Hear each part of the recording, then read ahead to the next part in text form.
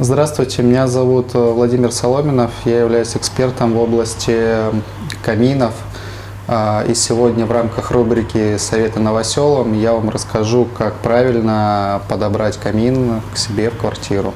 Собственно, с чего начать? Камины делятся условно на несколько видов. Это классические, традиционные электрические камины, биокамины, это там, где горит непосредственно настоящий живой огонь.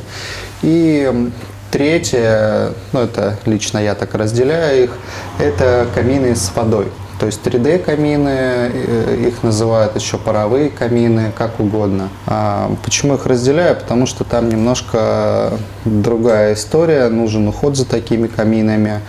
В общем, для того, чтобы определиться с тем, какой камин вы хотите себе домой, нужно будет ответить на несколько вопросов самому себе. Во-первых, выбрали ли вы место для установки камина? Второй момент, что вы, собственно, хотите от камина? Хотите, чтобы это было, скажем, на повседневное, постоянное, скажем, пользование, или же это все-таки будет камин, который вы будете поджигать по праздникам, каким-то там событиям и так далее.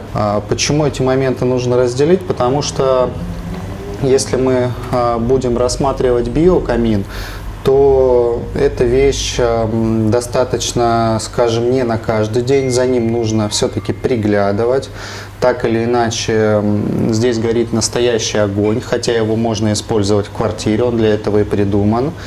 Но если дети, домашние животные есть, то, конечно, нужно приглядывать за таким камином, его, так скажем, каждый день поджигать не будете.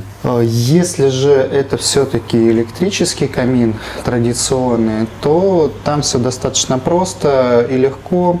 На кнопочку включили, все заработало, все прекрасно. На кнопочку нажали, все выключилось. Там выбираете только цвет, скажем, размер подходящий и дизайн.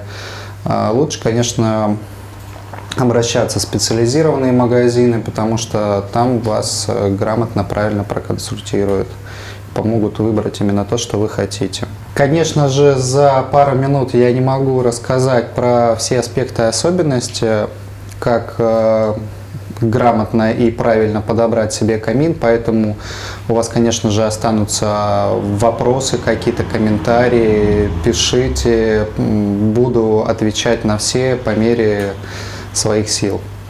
С вами был Владимир Соломинов. До свидания.